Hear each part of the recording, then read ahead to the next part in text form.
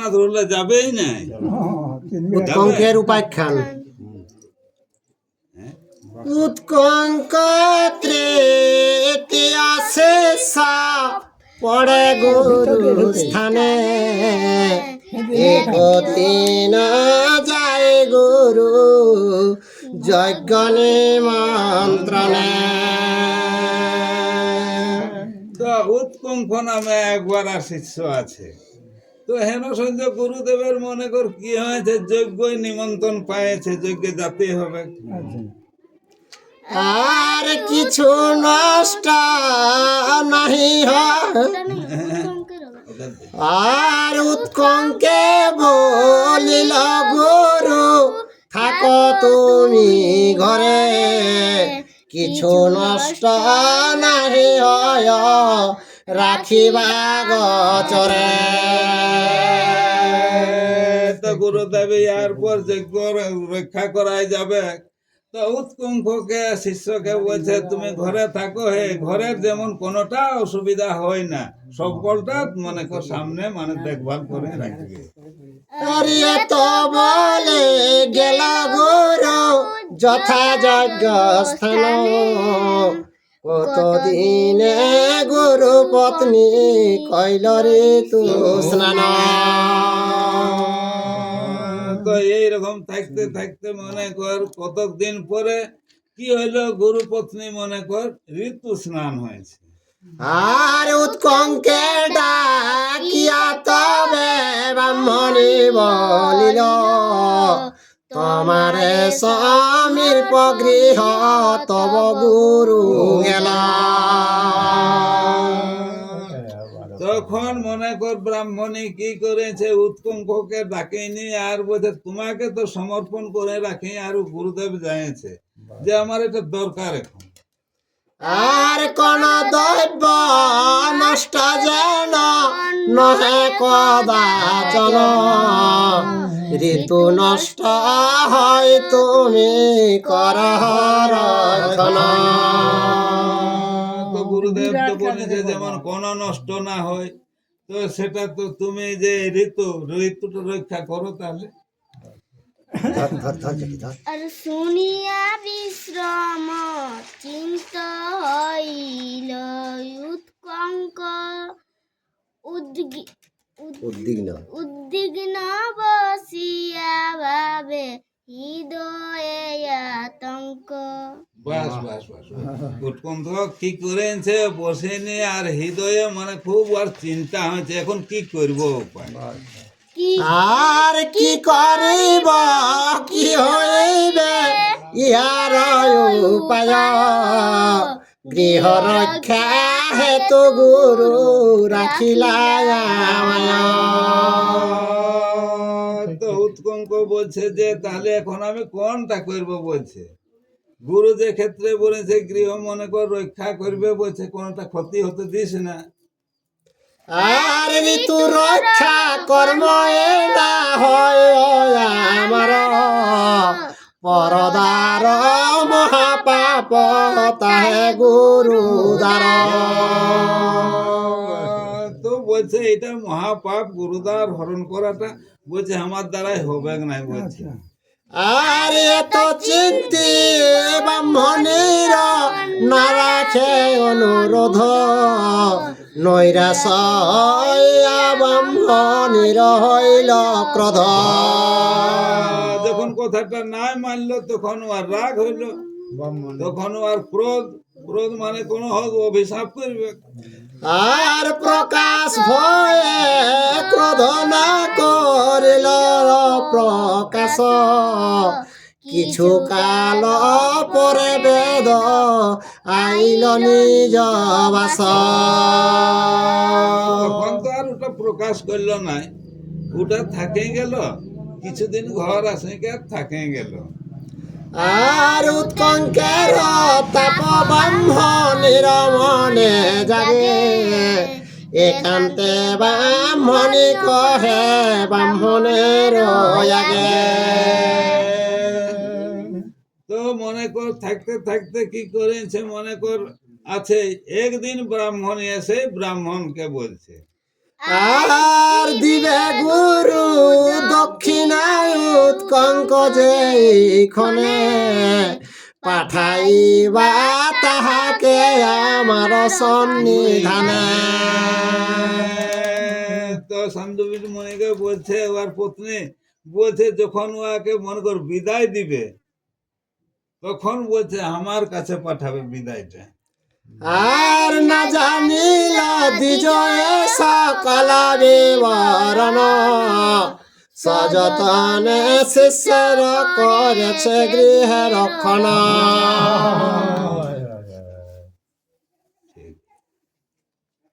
অবশ্যই তুমি যে ঘর রক্ষা উহাকে দিয়েছিলে সেটা খুব সযত্নে করেছে, এই কারণে আমার কাছে বিদায়টা নিলে। বাস আর শিষ্য প্রতিবেদ গুরু তুষ্ট অতি হন তুষ্ট হয়ে উত্তমকে বলিল তৎক্ষণ।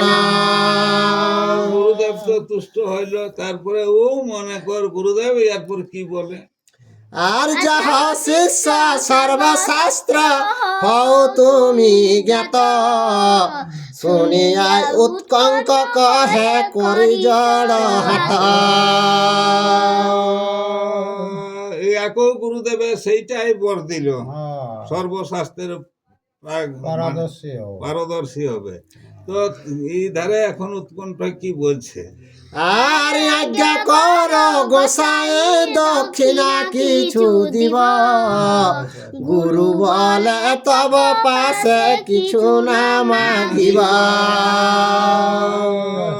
তো বলছে যে হে গুরুদেব কিছু আজ্ঞা করো, কিছু দক্ষিণা দিয়ে আর আমি বিদায় হয়ে যাব।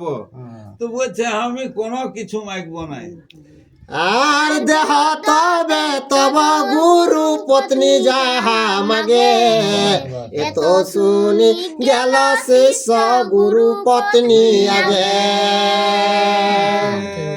তো ইয়ার পর মনে কর গুরুদেবে তো কোনো লীল নাই, ইয়ার পর গুরু মাতার কাছে যাইছে, তো উয়ার কথা রাখে নাই, তো এই এখন কোনটা করে। আর দক্ষিণা যা চয়ে শিষ্য করে জড় পানি হৃদয়ে চিন্তিয়া তবে বলেইল ব্রাহ্মণী। গেল যায় তো হৃদয়ে চিন্তিয়া কোনটা বলে এখন চিন্তাই করছে ব্রাহ্মণী। আর পশ্য নৃপ মহিষীর শ্রবণ কুণ্ডল আনি দিলে পাই তব দক্ষিণা সকল। পশ্য কৈশবের মায়ের যে অদিতি। অদিতির যে কুণ্ডল গিলা ওইগুলা যদি আমাকে এনে দিস তাহলে ওইগুলা আমি দক্ষিণা লিব। আর সপ্তদিন ভিতরে আনিয়া দিবে মোরে না নিলে সাপ দিব কহিলাম তরে। 7 দিনের মধ্যে অদিতির কুণ্ডল গিলা এনে দিতে হবে, যদি 7 দিনে না আনিস তো তোকে অভিশাপ করবো। আর এত শুনে উৎকঙ্ক গুরুরে নিবেদিল যাও হে নির্বিঘ্নে দিজ গুরু আজ্ঞা দিল। তোর অভিশাপটা শুনে লেগে যাকে গুরুকে জানালে গুরুকে যাও, এটা তুমি গুরুর কৃপায় তুমি যারটা বলেছে সেটা তুমি করো যাও। আর গুরুকে প্রণাম করে উৎকঙ্ক চলিল কত দূরে পথে এক বৃষভ দেখিল। তারপর উৎকণ্ঠ গুরুর কথায় চলতে লাগলো, তখন কিছু দূর জানিয়ে কি আর কি একটা দেখতে পাচ্ছে। আর পুষি শত জিয়া বৃষ আছে দাঁড়াইয়া উৎকঙ্কে দেখিয়া বৃষ বলিল ডাকিয়া। তো যাতে যাতে দেখছি একটা সাপ মানে ষাঁড় ষাঁড় ষাঁড় ষাঁড় ষাঁড় দাঁড়ায় আছে, সেও ডাকে নিয়ে উৎকণ্ঠকে কি বলছে। বলছে। আর হের দখ মল মর উৎকঙ্ক ব্রাহ্মণ হইবে তমর শ্রেয় কর ভক্ষণ।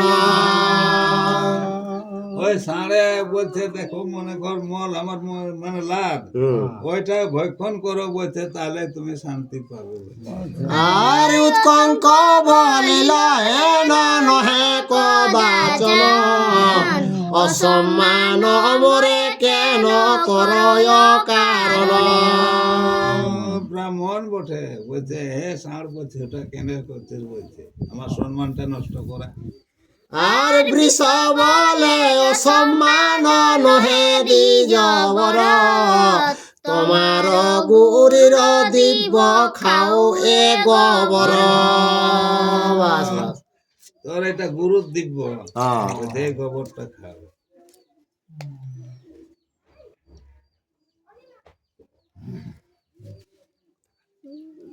তাও ভালো আছে। আর গুরু দিব্য শুনি দ্বিজ চিন্তিয়া বিস্তর গোবর ভক্ষণ করি চলিল সত্তর। এক্ষেত্রে গুরুর যখন ওইটাই দিয়েছে তখন বলছে মনে কর খায়নি আর চলতে থাকলো। আর তথা হইতে চলি গেল পৈশ্য নিরপঘর মাগিল কুণ্ডল যুগ্ম নিপতি গচর। তো কৈশবের ওখানে চলে গেল আর এরপর মাগতে হবে কাউকে।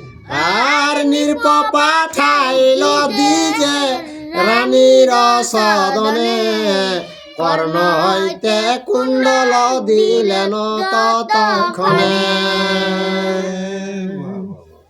পাঠায় দিল রাজা রানীর কাছে, রানীকে যেমনি বললো তেমনি কুণ্ডল গুলা খসায় নিয়ে দিয়ে দিল। আর কর্ণ হইতে কুণ্ডল কাটিয়া দিল রানী পাইয়া কুণ্ডল চলি গেল দ্বিজমণি। বাস বাস দিল আর গোবা খসায় গেল নিয়ে কে আর দ্বিজমণি চলতে আরম্ভ করেন সে এরপর আর গুরু মাকে দিবে। আর যেইখানে দ্বিজ হাতে কুণ্ডল পাইল সেইখানে তক্ষক তাহার সঙ্গ দিল। তো যেমনি মনে করু ধারে পাইছে তেমনি এই ধারে এক সাপে এখন আরো মনে করু অসঙ্গ হইল। আর পরশ করিতে দিজে নাহি কসকতি পাছে পাছে যাই ধরি সন্ন্যাসী মূরতি। তো তা কোনো উপায় নাই ভক্ষণ করার মনে করো আর পিছনে পিছনে যাতে সন্ন্যাসীর বেশ ধারণ করে নিয়ে। আর কত পথে উৎকঙ্ক দেখিয়া সরোবর স্নানেতে নামিল বস্ত্র থুইয়া উপর। তো ওই মানে কি করলো ওই মানে কাপড়ের উপর রাখেনি আর স্নানে নামে গেল। আর বসন ভিতরে দ্বিজ কুণ্ডল থুইল ছিদ্র প্রান্তে তক্ষক কুণ্ডল রে নিল। আমার কাপড়ে মেটিয়া নিয়ে আর কুণ্ডলকে রাখে নিয়ে সিঙ্গানে নামেছে আর তক্ষকে ওটাকে কন্টিনিউ ছেঁড়া করে নিয়ে আর কুণ্ডলকে নিয়ে চলে গেল। আর উৎকঙ্ক দেখে থাকি জলের ভিতরে সন্ন্যাসী কুণ্ডল লইয়া পশিল বিবরে। মানে বিবরে মানে ইহাই গুহায় ঢুকেছে। আর তজিয়া শ্রে স্নান দ্বিজ ধাই মুক্ত চুল বিবরের দ্বারে দেখে না পশে আগুল।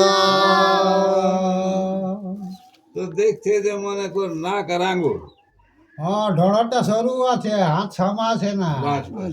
সামা দেখছে যে ওই যেটাই সর্প ঢুকেছিল তো ওটা সরু আছে।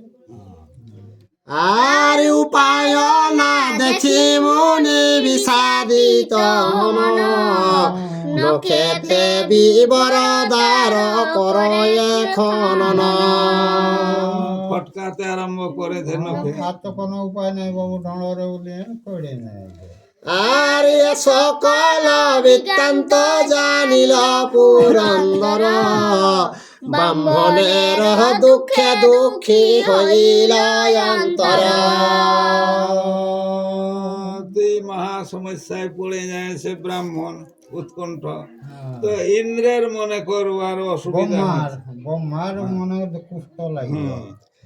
আর সেই রন্ধ্রে নিজ বজ্র কইল নিয়ন্ত্রণ, বিষের বিবরের দ্বারে মুক্ত হইল তৎক্ষণ। ইন্দ্র কি করলো, ওই মানে গুহার দ্বারটাই মনে কর বজ্র মারে দিল, বিস্তার ফাঁক হয়ে গেল। তখন ওই ঠিনটা ব্রহ্মণে পাইল ইয়াটা। আর পাতালে উৎকঙ্ক দিয়া প্রবেশ করিল, কতই অদ্ভুত দৃশ্য সেখানে দেখিল। তো তক্ষ কি করে পাতালে নিয়ে যাচ্ছে, তো যাই দেখছে তো মনে কর অনেক রকম আছে, অর্থাৎ ইয়ারটা তো একরকম, তো ইয়ারলে বেশি আর জ্যোতির্ময় আছে। আর চন্দ্র সূর্য গতায়ত গ্রহ তারাগণ, মাস বর্ষ ষড় ঋতু সবার সমান। আর কথা কেমন সব দিন বর্ষাকালেই কি আর নিরনেই কি একরকম, ষড় ঋতু সব সব সময় চলছে। আর অনেক ভ্রমিল দ্বিজ পাতাল ভিতরে, না দেখো এ সন্ন্যাসী রে চিন্তিল অন্তরে।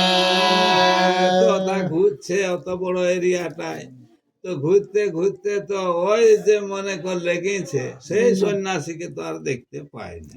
আর হেন কালে অশ্বরূপে বলে বৈশ্যা নর, হে উৎকঙ্ক ব্রাহ্মণ আমার বাক্য ধর। ব্রহ্মায় মানে কর স্বরূপে বলে উৎপন্ন করবে, বলে দিছে আমার বাক্যটা ধরো বলছে। আর গুরু জ্ঞানে মরে তুমি কর বিশ্বাস, শ্রেয় হবে মর গুহ্য কর বাতাস। আরো বলছে যে মনে কর সেইদিন বাতাস করো বলছে, তাহলে কাজ হবে। আর গুরু নাম শুনি যা বিলম্ব না কইল, কিছু না পাইয়া মুখে গুহ্য ফুক দিল। কোনো নাই পাইলে তখন মুহে ফুক দিচ্ছে, বাতাস লাগাচ্ছে। গুরুর কথাটাকে মানেই চলছে। মানে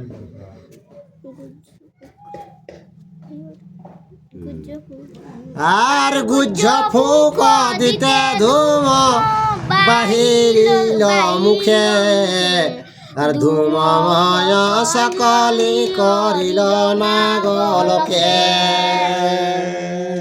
ওইটা করতে করতে ধুঙ্গা বাইরাইলো, সেইটাই নাগপুরটা একবারে গোটায় পরিপূর্ণ কুয়াশায় ভর্তি হইল। আর প্রলয়ের প্রায় হইল ঘর অন্ধকার, বিস্ময় নাগ কইল হাহাকার। যেটা আলোকিত সেটা অন্ধকার হয়ে গেল, তো এখন মহা সমস্যায় পড়িল। হেরম্বাসুকে প্রভৃতি যত শ্রেষ্ঠ নাগ গণ, কি হেতু হইল ধূম জিজ্ঞাসে কারণ।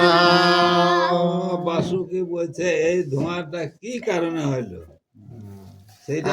আর চর মুখে বৃত্তান্ত পাইয়া তৎক্ষণ, তক্ষকে আনিয়া বহু করিল গঞ্জন। দূতের মুখে বার্তা পায়ে গেল, তক্ষকে এরকম অন্যায় কাজ করেছে, তখন ডাকে আনে উহাকে দুষ্টু ভাষা অনেক বলতে আরম্ভ করেছে। শেষ আর দেহ শীঘ্র কুণ্ডল ব্রাহ্মণ সুখী, এত বলি দিজে তুষ্ট করিলা বাসুকি। তখন তক্ষককে বললো দিয়ে দে, চুরি খেরি লেগে গেল। তো কেক উহার ইয়াটা দিয়ে দে, বাস তবে উহার মন সন্তুষ্ট হবে। শান্তি হবে। আর কুণ্ডল পাইয়া দ্বিজ গেল অস্থানে পৃষ্ঠে করি অসলয়ে থুইল ব্রাহ্মণে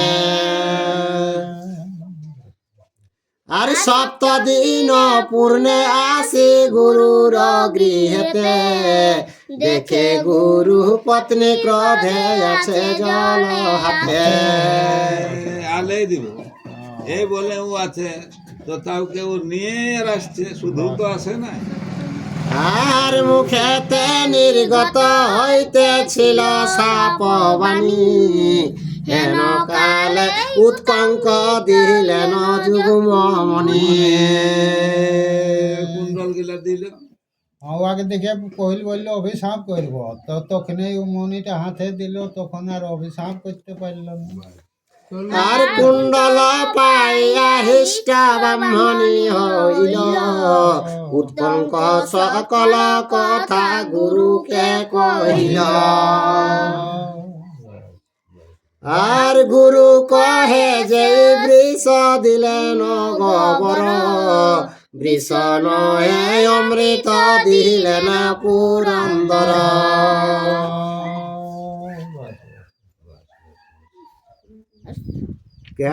তো যে বিষ দিল পুরন্দর সেটা কে বিষ ছিল না বিষ ছিল না ওটা গোবর যেটা দিয়েছিল বিষে যে গোবর গোবরটা যেটা দিল দিয়েছে, সেইটা সেটা ইন্দ্র গোবর কি ছিল না, করলো এটা ওটাকে অমৃত মনে কর ছিল। অমৃত করলো বাস।